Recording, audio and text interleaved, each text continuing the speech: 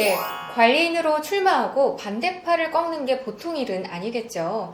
상황이 거칠기도 하고 또 엄청난 인내심도 필요할 것 같습니다. 그런데 의사님, 구분 소유자 절대 다수는 소소한 수익을 올리면서 조용히 지내길 원하실 것 같은데요.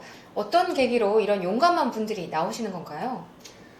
네, 관리 회사가 화나게 하거나 아니면 시행사가 화나게 하는 경우에 이런 용감한 분들이 나옵니다. 오늘은 주로 관리 회사의 경우를 말씀드릴 텐데요. 관리 회사가 구분 소유자들을 화나게 만드는 경우는 주로 관리비가 너무 비싸거나 관리 상태가 형편없거나 이런 경우가 되겠죠. 구분 소유자 입장에서는 이런 경우를 바로잡기 위해서 관리인의 권한이 필요하다는 점, 그리고 관리인이 되기 위해선 어떤 절차를 밟아야 하는지에 대해서는 이미 여러 차례 말씀을 드렸습니다. 그런 용감한 분들이 관리인이 돼서 관리회사를 갈아치우려고 한다면 관리회사 측에서도 가만히 있을 것 같지 않은데요? 맞습니다. 누군가가 내 이익을 해치려고 하는데 가만히 앉아서 당하고만 있을 바보는 없겠죠? 그래서 기존 관리 회사들도 안전장치를 아주 다각도로 마련해 두는 경향이 있습니다. 안전장치라면 어떤 게 있을까요? 네, 대표적인 방법이 몇 가지가 있는데요. 첫 번째는 분양계약 당시에 그 분양계약 조항에 구분 소유자의 동의 조항을 넣어두는 방식입니다. 예컨대 구분 소유자는 시행사가 선정한 관리업체가 5년간 지속적으로 관리 행위를 하는 것에 대해서 동의한다. 이런 조항을 넣어두는 거예요. 두 번째 방법은 계약서는 아니지만 별도의 동의서를 만들어 두는 방법입니다. 똑같은 조항을 이 동의서에 넣어두고 미리 구분 소유자의 동의를 확보하는 방법이죠. 세 번째는 관리회사 그 자체가 직접 관리인으로 취임하는 방법입니다.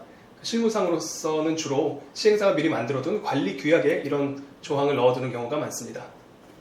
그런 안전장치를 마련해 두면 구분 소유자분들은 시행사가 정해준 관리회사를 그대로 그냥 받아들여야 하는 건가요? 적어도 법원의 판단은 다릅니다. 방금 말씀드린 모든 방법에 대해서 해당 계약의 효력이 구분 소유자들에게 미치는 구속력을 부정하거든요. 특히 대법원은 별도의 동의서를 받아둔 사안에서 집합건물법 41조상의 서면 결의로 볼 수 없다는 입장을 밝히기도 했습니다. 판결 이후에 충분히 근거를 밝힌 것은 아니지만 집합건물법상 관리인을 선임하는 절차 규정을 둔 취지를 고려하면 이 태도는 충분히 수긍할 수 있는 면이 있습니다. 네. 그렇다면 구분 소유자 입장에서도 말씀해주신 안전장치에 그렇게 주눅이 들 필요는 없겠네요. 그렇습니다. 시행사가 정한 관리회사를 바꾸고 싶다면 구분 소유자는 새로 관리단체회를 열어서 관리회사를 바꾸면 됩니다. 시행사가 어떤 안전장치를 만들어 두었다 하더라도 아무런 장애가 될 수는 없습니다. 물론 실제에서 디테일을 파고 들여다보면 언제나 예외라는 게 존재하긴 할 겁니다. 하지만 저희와 협업하고 있는 법무법인 라움의 집합건물팀 변호사님들의 역량에 주목할 필요가 있습니다. 법무법인 라움의 집합건물팀 변호사님들과 함께라면 집합건물 분쟁에 관한 어떤 분쟁도 깔끔하게 해결할 수 있을 겁니다. 예컨대 집합건물법 41조의 서면 결의의 유효성을 절차 규정에 비춰서 판단하는 일이나 관리회사가 직접 관리인으로 취임했을 때 그 유효성을 판단하는 일, 법리적으로 대단히 까다로울 수 있는 일인데요. 판단의 맥락에 따라서 얼마든지 충분히 다른 결론이 나올 가능성이 남아있는 영역입니다.